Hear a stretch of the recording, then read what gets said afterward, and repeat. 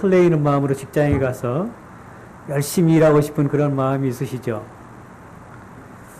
제가 많은 분들에게 이런 질문을 하면은 대부분의 사람들은 직장에 가는 걸 굉장히 힘들어하고 어려워하는 것을 보게 됩니다. 그래서 흔히들 월요병이란 말이 있지 않습니까? 그런데 월요일이 되는 걸 다 싫어하는데 목사님들은 월요일을 좋아하시더라고요. 목사님들은 주로 주말에 또 사역을 하시고 월요일날 대부분 쉬시기 때문에 목사님들은 월요일을 좋아하세요. 한국통계청이 최근 발표한 자료에 의하면은 실업자 수와 실업률 4월 기준으로 2000년 이후에 가장 높게 나타났다고 합니다. 그래서 요즘 나온 신조어 가운데 실신시대라는 그런 신조어가 있어요. 실업률이 워낙 높다 보니까 실업자들이 많이 생겨가지고 신용이 좋지 않아서 실신시대라는 그런 신조어가 생겼다고 합니다. 사랑하는 여러분, 여러분이 지금 직장이 있다면은 감사할 수 있기를 바랍니다. 하나님께서 우리에게 직장을 주시고, 즉 직장을 통해서 하나님이 우리를 통해서 하시고자 하는 일이 있기 때문에 직장이 있다면 여러분 감사하시기 바랍니다. 오늘 제가 설교 제목을 부르심이 합당한 삶을 사세요 그렇게 정했는데요. 먼저 그 개념 정리부터 좀 하고 넘어가면 좋을 것 같아요. 여러분, 부르심이란 단어가 한자로 하면 무슨 말인 것 같습니까? 부르심은 한국말이고 부르심의 한자 소명입니다. 소명. 근데 많은 분들이 소명에 대해서 잘못 이해하는 분들이 계세요. 소명하면은 대부분 목사가 되기 원해서 소명을 받거나 선교사가 되기 위해서 소명을 받는다 그런 말씀을 많이 하시는데, 소명은 부르심이기 때문에 소리가 잘 안 들립니까? 네. 발륨을 좀 높여주실까요? 네. 마이크를 좀 조정하면 되나요? 네. 우리가 소명을 부르심이라고 생각하면은 꼭 굳이 목사가 아니더라도 선교사가 아니더라도 소명을 받았다라고 할 수 있어요. 소명을 영어로 하면 calling이죠, calling. 그래서 어떤 사람은 목사로 부르심을 받기도 하고, 어떤 분들은 선교사로 부름을 받기도 하고, 어떤 분들은 하나님께서 우리를 부르시고 일터로 보내셔서 일터에서 하나님의 뜻을 이루는 그런 일을 하게 하는 그런 소명이 있다는 것이죠.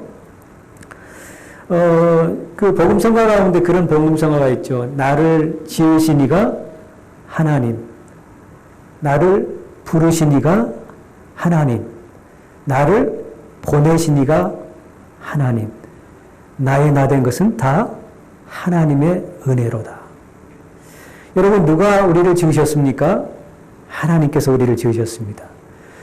하나님께서 우리를 지으시고 우리를 부르셨습니다. 그리고 하나님께서 우리를 부르시고 보내셨습니다.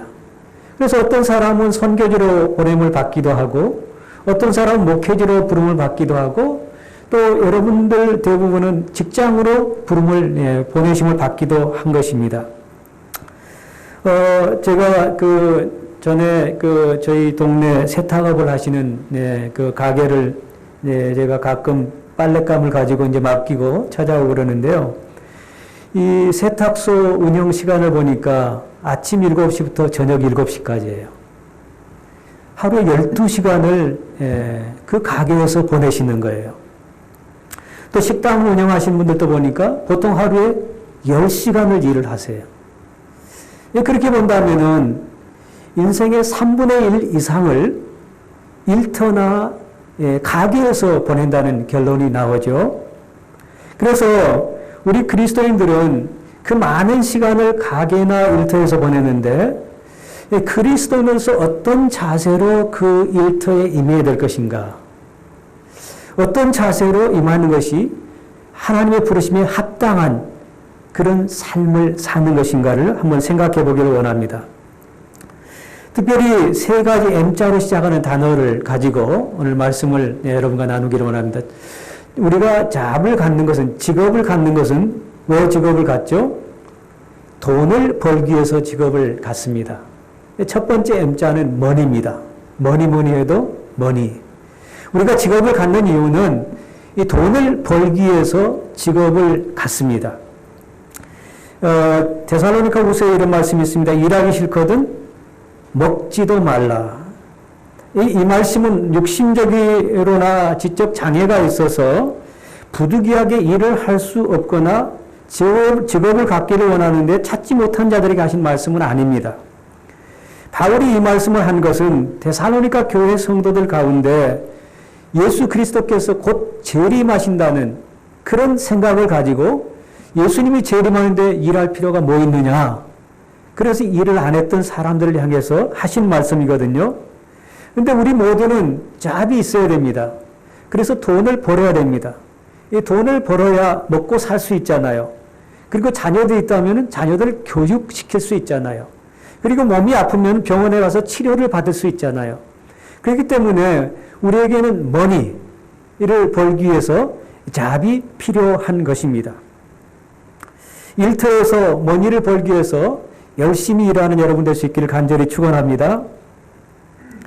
두 번째 M자로 시작하는 단어는 meaning입니다. 이 잡을 갖는 데 있어서 meaning이 있어야 됩니다. 왜 내가 이 잡을 가지고 있지? 그 의미를 생각해 볼 수 있어야 됩니다. 어떤 초등학생이 학교에서 선생님한테 이런 얘기를 들었습니다. 네가 길을 가다가 어려운 사람을 만나면은 그 사람을 도와줘라. 근데 이 학생이 이제 학교를 마치고 집으로 가는 길에 자기 동네 근처에서 연탄 구루마를 끄는 그 아저씨를 만나게 됩니다. 근데 그 길이 이렇게 평평한 길이 아니고 이렇게 오르막길이었기 때문에 그 연탄 구루마를 끄는 그 아저씨가 한여름에 땀을 뻘뻘 흘리면서 구루마를 끄는 모습을 보고 선생님 말씀이 생각이 났습니다. 선생님께서 네가 어려운 사람을 보면은 도와줘라. 그 말씀이 생각나서 그 초등학교 4학년짜리가 책가방을 구루마에 올려놓고 뒤에서 열심히 밀어줍니다. 열심히 밀어주다가 이 어린아이가 그 연탄 구루마 끄는 아저씨에게 질문을 하기 시작합니다. 아저씨, 이 무더운 여름 날씨에 왜 연탄 구루마를 끄세요? 그랬더니 그 아저씨가 대답을 합니다. 야 이놈아, 연탄 구루마를 끌어야 돈을 벌지. 또 한참 가다가 꼬마가 또 아저씨에게 질문을 합니다. 아저씨 돈 벌어서 뭐 해요? 그랬더니 야 이놈아, 돈을 벌어야 먹고 살지. 그렇게 답을 합니다. 또 한참 가다가 꼬마가 질문합니다. 아저씨 왜 먹고 살아야 해요? 이 아저씨가 짜증은 나지만은 꼬마가 열심히 도와주니까 고마워서 이렇게 대답을 합니다. 야 이놈아, 먹어야 이 연탄 구루마를 계속 끌 수 있지 않겠니? 여러분, 그 연탄 구루마 끄는 그 아저씨의 대답을 들을 때 참 그 안타까운 생각이 들지 않습니까? 돼지는요, 배가 고프면은 우리에서 꿀꿀거리면 주인이 먹을 것을 갖다 줍니다. 제가 연탄 구루마 끄는 그 아저씨의 직업을 폄하하고자 하는 생각은 전혀 없습니다. 우리가 그 직업을 생각할 때 그 하나님의 콜링이라고 생각을 하지 않으면은 그 연탄 구루마 끄는 아저씨처럼 그 돈을 벌어서 먹고 또 연탄 구루마를 끌기 위해서 먹는 그런 삶이 될 수밖에 없는 거죠. 저는 모든 직업은 성직이라고 생각을 합니다. 제가 연탄 구루마 끄는 그 아저씨의 직업이 안 좋은 직업이라고 말하고 싶지 않습니다. 그 직업도 참 귀한 직업입니다. 특별히 어려운 사람들이 연탄을 이제 배달해주면 그 연탄 가지고 여러 가지 많은 일들을 하지 않습니까? 식당을 운영하는 사람들도 연탄을 가지고 식당을 운영하지 않습니까? 그런 사람들에게 연탄을 배달하는 그 의미를 부여한다면은 그 직업이 얼마나 귀한 직업이 되겠습니까? 박기태라는 분이 논문을 쓰면서 그 명문대학, 미국의 명문대학 아이비리그 자퇴율을 조사해 보았습니다. 1985년부터 2007년까지 조사를 해보니까 그 아이비리그 뭐 하버드나 예일, 프린스턴 뭐 그런 아이비리그에 다니는 학생들 가운데 유대인들은 12.5%가 자퇴를 한다고 합니다. 이 인도계 학생들은 21%가 자퇴를 한다고 합니다. 이 중국계 사람들은 25%가 자퇴를 한다고 합니다. 여러분, 우리 한국계 학생들은 몇 퍼센트 정도 자퇴할 것 같아요? 한번 계산해 보세요. 몇 퍼센트 정도 될 것 같습니까? 한국계 학생들은 무려 44%가 자퇴를 한다고 합니다. 거의 절반에 가까운 그 한국계 학생들이 그 아이비리그를 자퇴를 하는데, 그 박기태 씨가 그 논문을 통해서 발견한 사실은 한국 학생들은 명문대 들어가는 게 목적이었다는 것이죠. 명문대 들어가서 내가 무엇을 공부하고 그 공부한 것을 가지고 사회에 어떤 이바지를 하며 하나님의 부르심에 어떻게 합당한 삶을 살까 그것을 생각하고 명문대 들어간 것이 아니라 일단 명문대 들어가는 것만 목적으로 했기 때문에 44% 학생이 자퇴를 했다는 것이죠. 여러분, 명문대 들어가는 게 얼마나 어려운지 아세요? 고등학생이 많이 있지만은 어떤 고등학교에서는 그 학교 전체에서 한 명도 아이비리그에 들어가지 못한 학교가 있습니다. 물론 그 버스턴 근처에 있는 필립스 아카데미 같은 데는 뭐 수십 명이 명문대 들어간다 그러는데, 보통 고등학교에서는 한 명 내지는 두 명, 어떤 학교는 한 명도 들어가지 못한 학교들이 수두룩합니다. 그 명문대 들어가는 건 참 가문의 영광이죠. 그렇지만 그 어렵게 공부해서 명문대를 들어갔는데 그 무엇을 공부를 해야 될지, 그 공부를 해서 내가 무엇을 가지고 그 공부를 통해서 사회에 이바지할 건지 그런 생각을 하지 않고 명문대만 들어가려고 하니까 중간에 견디지 못하고 자퇴를 한다는 것이죠. 제가 어떤 장로님이 이제 회계사인데요. 자기 아내가 그 꽃가게를 했어요. 플라워샵을 했는데 이 바쁜 시즌에 아내한테 전화가 온 거예요. 이 어떤 손님이 갑자기 배달 주문이 왔는데 당신이 와서 좀 꽃을 좀 배달해 달라고. 그래서 그 장로님이 자기 일도 바쁜데 왜 나를 불러서 이렇게 힘들게 하나 짜증을 냈다는 거예요. 할 수 없이 또 아내 말을 안 들으면 또 저녁 밥상에 안 나올 수도 있으니까 할 수 없이 꽃가게 가가지고 그 주문한 꽃을 가지고 그 딜리버리 장소에 갔더니 이 미용실이었다고 합니다. 근데 그 꽃은 누가 주문을 했냐면은 70대 할아버지가 주문을 했고, 그 할아버지가 사랑하는 할머니에게, 미용실에 가 있는 할머니에게 꽃을 배달하라는 그런 어떤 주문을 한 것이죠. 그 꽃을 가지고 할머니에게 꽃을 전달했습니다. 그랬더니 그 할머니가 그 장로님에게 팁을 줬는데 10불을 줬답니다.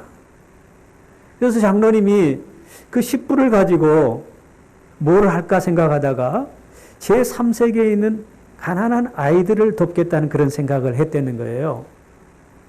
처음에는 아내 전화가 와서 꽃을 배달하는 얘기 들었을 때 짜증이 났는데, 자기가 그 팁을 받아가지고 그런 아이들을 돕겠다고 생각하니까 그 다음에 전화 올 때는 어떤 자세로 간 줄 아세요? 부름받아 나서니 뭐 어디든지 가오리다. 어디든지 꽃 배달하러 가겠다는 그런 고백을 했다는 것이죠. 여러분, 자합의 의미를 부여하면요, 그 자합이 힘든 것이 아니라 그 하나님의 뜻을 이루는 놀라운 일을 하게 되는 거예요. 한 번은 마틴 루터 킹 목사님이 워싱턴 DC 골목길을 걷고 있었습니다. 그런데 골목에서 청소하는 청년을 만나게 됩니다. 근데 그 청년이 자신의 인생을 비관하는 소리를 자꾸 하더래요. 어떤 사람은 신사복을 입고 고위 관리로 남들이 알아주는 직업을 갖고 떵떵거리며 잘 사는데 왜 나는 이렇게 지저분한 골목을 청소하며 살아야 하는가? 그런 어떤 푸념을 하더라는 거예요. 그래서 그 푸념을 하는 그 청년을 향해서 이 마틴 루터 킹 주니어 목사님이 청년에게 이렇게 격려를 했다고 합니다. 청년이여, 당신은 하나님께서 창조하신 지구의 한 모퉁이를 깨끗하게 청소하는 귀한 일을 하고 있다네.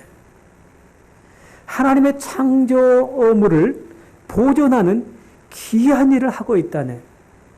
그래서 그 청년이 그 얘기를 듣고 그 다음부터는 그 골목 청소하는 것이 하나의 미션이 되어서 열심히 일을 했다는 거 아닙니까, 여러분? 세 번째 직업을 갖는 이유 중에 하나, 세 번째 M자로 시작하는 단어는 미션입니다. 첫 번째가 뭐였죠? money. 두 번째는 meaning. 세 번째는 미션입니다. 하나님께서 우리에게 직업을 주신 것은 미션이 있기 때문에 주셨다는 것이죠. 하나님께서 우리를 지으실 뿐만 아니라 우리를 부르시고 우리를 보내신 곳이 직장, 일터, 또 경영하는 가게인데 그것을 보내신 데는 미션이 있기 때문에 우리를 보내셨다는 것이죠.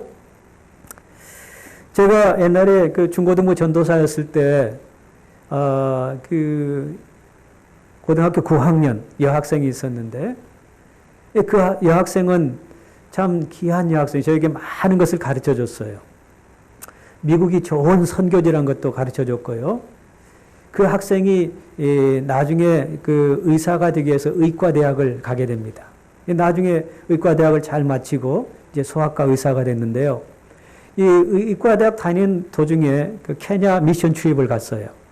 거기 가서 거기 다른 곳에서 미션 출입 온 그 남학생을 만나게 됐죠. 서로 같이 얘기를 나누다 보니까 비전이 같은 거예요. 그 남학생도 의과대학생인데 성형외과 의과대학생인데 둘이 만나서 나중에 우리가 의사가 되어가지고 뭘 하면 좋겠는가 그런 얘기들을 나누게 됐다는 거예요. 그래서 두 사람이 의사가 돼가지고 우리는 제3세계 가난한 어린 아이들을 돌보는 그 병원에서 일을 했으면 좋겠다. 그런 얘기들을 서로 나누고 나중에 의과대학을 마치고 결혼을 하게 됩니다. 결혼해서 제가 가르치던 학생은 소아과 의사로 또 그 남편은 성형외과 의사로 케냐에 가서 선교를 하게 됩니다. 큐어 인터내셔널이라는 그 미션 그룹에서 파송을 받아가지고 케냐에 가서 그 Children's Memorial Hospital 어린이 병원에서 이 미국에서 파송된 4가정의 의사 가정들이 그곳에 있는 그 어려운 그 아이들을 돌보게 됩니다. 옛날에 제가 섬기던 교회에서 그 월 비전을 통해서 그 이디오피아에 있는 가난한 아이들을 입양해 가지고 섬긴 적이 있었는데요. 저희 교회에서 한 60 아이들을 입양을 했습니다. 입양을 했다고는 뭐 데려다 키웠다는 얘기가 아니고요. 한 달에 30불씩 하루에 1불이죠. 그리고 에이즈 환자가 있는 가정은 35불씩 이렇게 해서 이제 한 사람이 맡아서 이제 그 아이를 그 아이에게 생활비를 보내고 또 그 아이들을 위해서 기도하는 그런 입양 사역을 했습니다. 제가 월비전 운영위원으로서 한번 그곳을 탐방하고 싶었습니다. 그래서 제가 한 10여 년 전에 그 이디오피아 오로모라는 지역인데요. 아디스아바바 그 캐피털 시티에서 한 8시간 정도 버스를 타고 가야 돼요. 거기에 이제 우리 아이들이 있기 때문에, 그리고 제가 개인적으로 4명 아이들을 입양을 했기 때문에, 거기를 한번 탐방을 했습니다. 그 월비전 리더가, 가이드가, 여러 가지 사역들을 이제 구경시켜줬죠. 거기 갔더니, 30불, 35불 보낸 거를 다 한 아이에게 주질 않습니다. 5년 내지 10년, 롱텀 프로젝트를 가지고 그 커뮤니티를 디벨롭 시켜주는 그런 프로그램을 하고 있더라고요. 그래서 가장 그 아이에게 최소한 필요한 금액을 그 아이에게 전해주고요. 그 나머지 돈을 모아가지고 학교를 짓고 학생들을 가르칩니다. 그리고 농사 일을 가르쳐 주기도 하고요. 클리닉을 세워가지고 클리닉을 운영하기도 하고, 또 거기는 물이 귀하니까 우물을 파서 그 커뮤니티에 사는 사람들에게 물을 제공하는 그런 일을 하고 있더라고요. 한 10일 여정으로 갔다가 이제 탐방을 마치고 다시 수도 아디스아바바로 와가지고 이제 시카고로 오려고 그랬는데, 그때 가이드가 마지막으로 그 아디스아바바에 있는 그 병원 2곳을 안내해 줬어요. 한 병원은 이디오피아에서 제일 큰 병원인데 서울에 있는 명성교에서 세운 병원이더라고요. 그리고 또 한 병원을 안내를 해줬는데 거기는 이제 어린이 병원, Children's Memorial Hospital을 안내해 줬는데, 거기에 가가지고 제가 깜짝 놀란 게, 제가 가르쳤던 그 학생이 거기에서 만나게 된 거예요. 저는 케냐에서 선교 사역을 한 줄 알고 갔었거든요. 근데 이디오피아라고 왔더라고요. 왜 여기 와서 하니? 그랬더니 목사님 케냐보다는 여기가 더 어려워요. 그래서 남편하고 상의해가지고 여기서 지금 섬기고 있다고 그러더라고요. 그 학생과 그 학생 남편의 직업은 의사입니다. 근데 그 두 학생은 미국에서 뭐 의사가 되면은 돈 잘 벌 수 있잖아요. 그렇죠? 그리고 돈 벌어서 뭐 이렇게 어려운 곳에 보내줄 수도 있잖아요. 근데 그 처음에 선교지로 간다 그랬을 때 부모님들도 만류를 했는데 그 학생이 그런 얘기를 했어요. 저한테. 목사님, 저는 하나님께 서원을 했어요. 내가 만약에 의사 돼가지고 나 혼자 돈 많이 벌어서 잘 먹고 잘 살면 하나님이 나 죽일 거예요. 서원을 했어요. 하나님 주신 그 직업을 가지고 일터에서 부르심에 합당한 삶을 살기로 저는 서원을 했어요. 그래서 그 학생이 그렇게 서원한 대로 의사가 되어서 케냐에서 이티오피아에서 그런 선교를 하고 있었던 거예요. 여러분 혹시 그 SBS에서 만든 생활의 달인이라는 프로그램 보신 분 계세요? 크로스포인트 교인들은 성경만 열심히 보지 이런 건 안 보죠. 생활의 달인. 저는 그 프로그램 보면서 굉장히 감동받았어요. 오늘 집에 가시면 한번 볼 수 있으면 좋겠습니다. 제가 봤던 프로그램은 설악산보다 더 아름다운 지게꾼이라는 타이틀로 그 프로그램을 보게 됐는데요. 설악산을 오르내리면서 지게로 물건을 배달하는 분에게 붙여진 타이틀입니다. 설악산보다 더 아름다운 지게꾼. 혹시 여러분 설악산에 가보셨나요? 저는 고등학교 때 수학여행을 한번 갔었습니다. 설악산이 얼마나 아름답습니까? 특별히 가을 단풍 들면 정말 장관이지 않습니까? 그런데 설악산보다 더 아름다운 사람이 있다고 소개를 하는 거예요. 그 사람의 이름은 임기종 씨라는 분이에요. 이분은 10살도 안 됐을 때 부모님 두 분이 다 돌아가셨어요. 그래서 생계를 위해서 16살 때부터 46년 동안 설악산을 오르내리면서 물건을 지게에 지고 배달하는 직업을 갖게 되었다고 합니다. 임기종 씨 체격을 보니까 너무너무 왜소한 거예요. 키가 157cm, 몸무게는 57kg밖에 나가지 않습니다. 그런데 지게에다가 40에서 120kg이 되는 무거운 짐을 지고 설악산 비선대와 흔들바위로 물건을 배달합니다. 그 작은 척으로 심지어는 냉장고도 배달하는 모습을 보았습니다. 평지도 아닌 산길을 따라 그 무거운 짐을 땀을 뻘뻘 흘리면서 배달하는 모습을 보고 등산객들은 감탄을 합니다. 아니 맨몸으로 올라갔다 내려오는 것도 힘들어 죽겠는데 저렇게 무거운 짐을 지고 하루에 10번에서 15번씩 배달하는 모습을 보고 존경스럽겠다고 그렇게까지 얘기를 합니다. 방송국 기자가 묻습니다.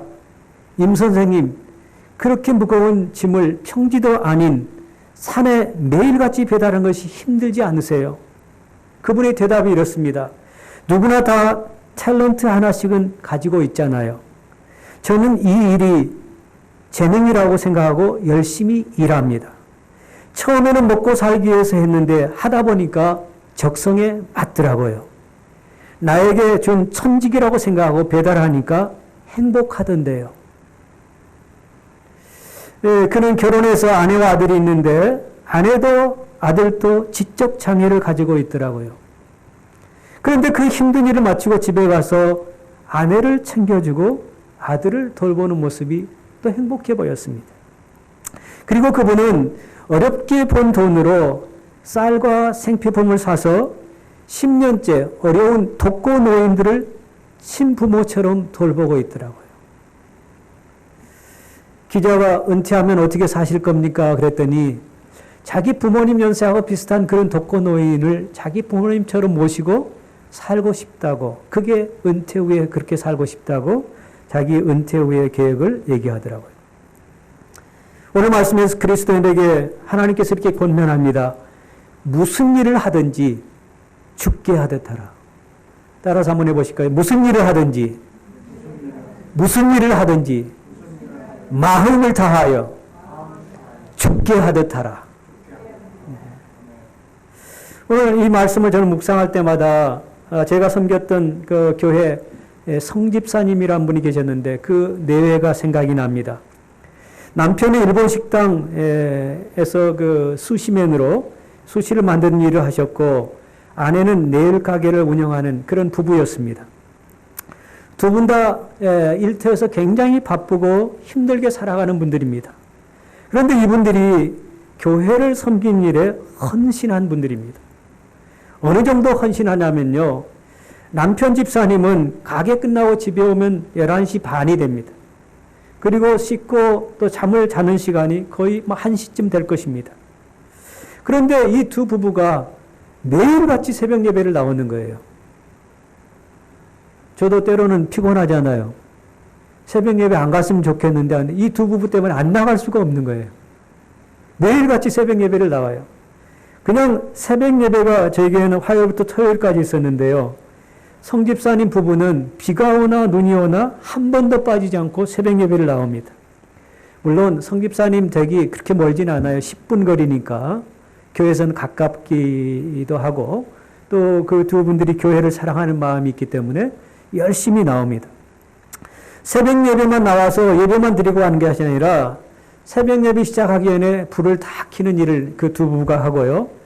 새벽 예배 마치자마자 개인적으로 기도하는 시간을 위해서 다 불을 꺼줍니다. 그리고 2층에 벨커니에 올라가서 오디오 시스템을 다 끄게 됩니다.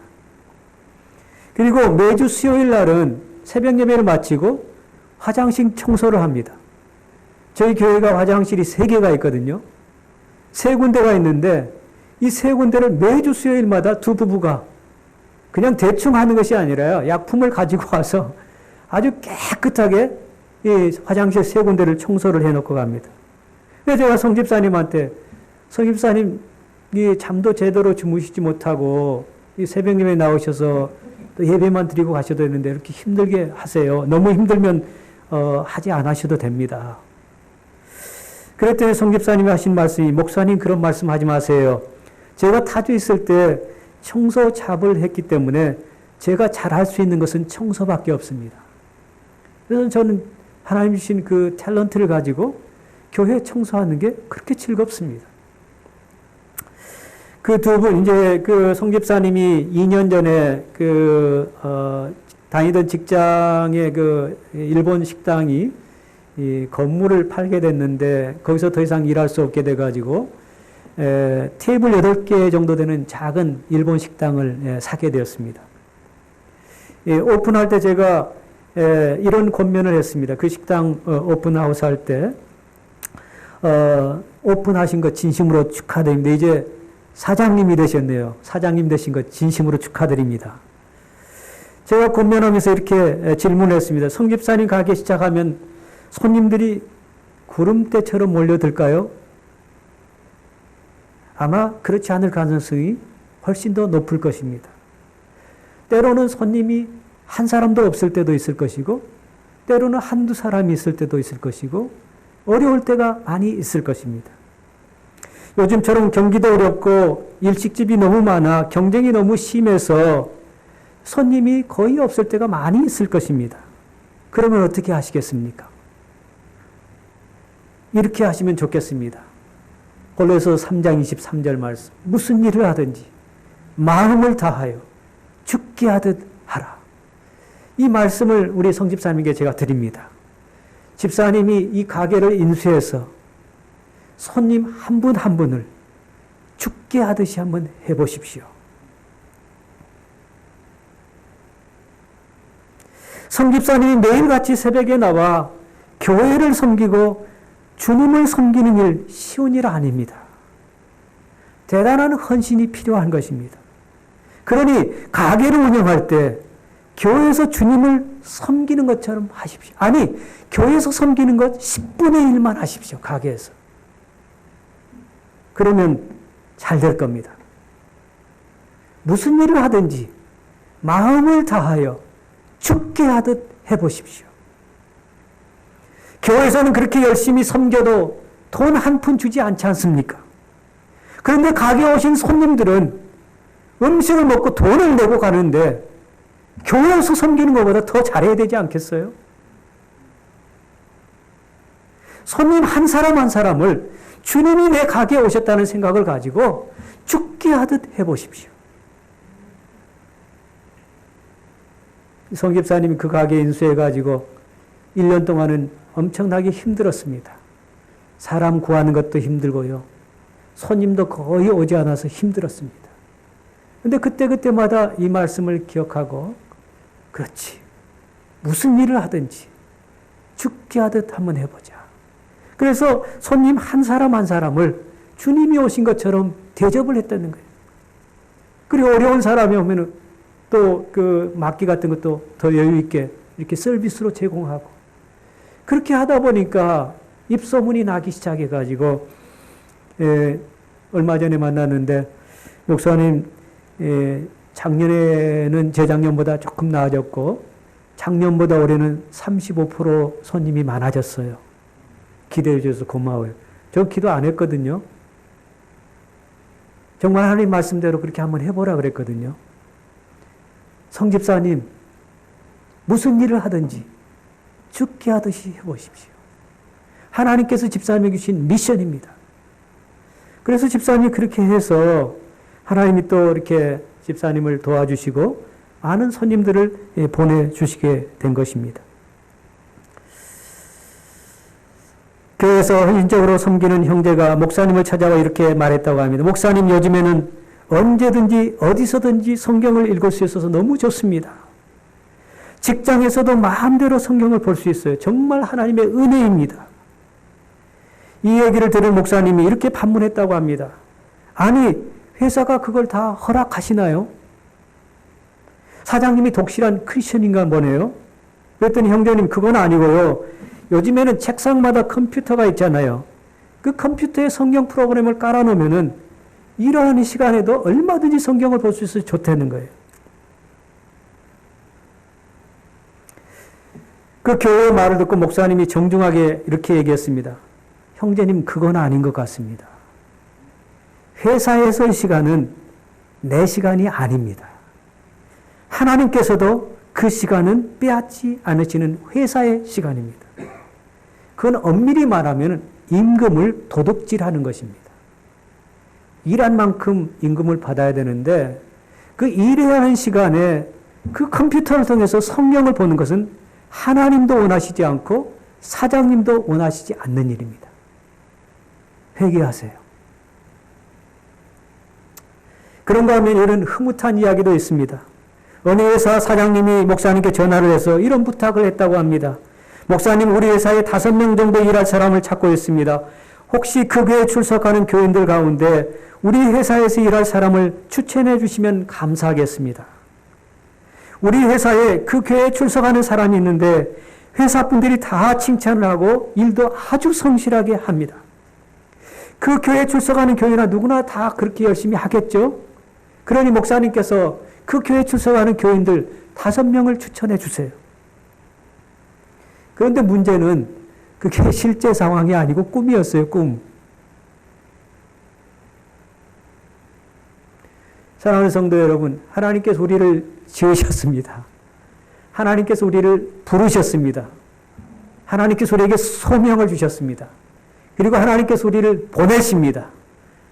어떤 사람은 선교지로, 어떤 사람은 목회지로, 어떤 사람은 일터로, 어떤 사람은 가게로 보내십니다. 그곳에서 우리가 일을 할 때 첫 번째 M자로 시작하는 머니, 돈을 버는 목적이 있어야 되고, 두 번째는 의미를 생각해야 되고, 세 번째는 미션까지 생각할 수 있으면 좋겠습니다. 아멘? 네.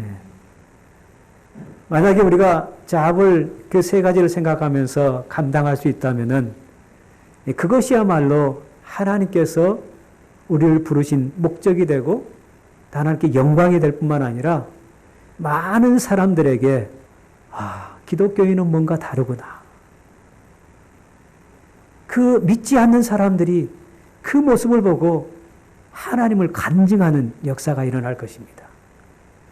사랑하는 우리 크로스포인트 성도 여러분, 머니, 미닝, 미션을 생각하면서 하나님이 보내신 곳에서 열심히 일하시는 우리 모두 될 수 있기를 간절히 축원합니다. 기도하십시다.